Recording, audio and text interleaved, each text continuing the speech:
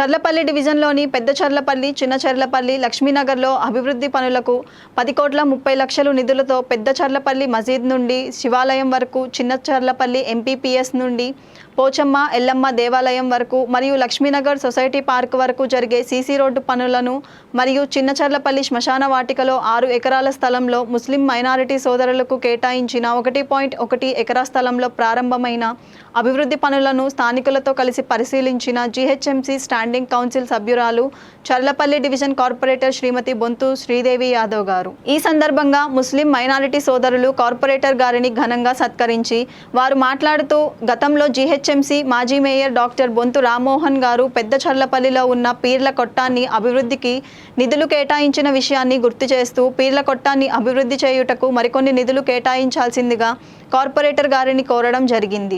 Corporator గారు సానుకూలంగా స్పందించి త్వరలోనే నిధులు మంజూరయ్యేటట్టు చూస్తానని హామీ ఇవ్వడం జరిగింది. ఈ కార్యక్రమంలో స్థానిక కాంగ్రెస్ నాయకులు, కాలనీవాసులు, ముస్లిం మైనారిటీ సోదరులు తదితరులు పాల్గొనడం జరిగింది.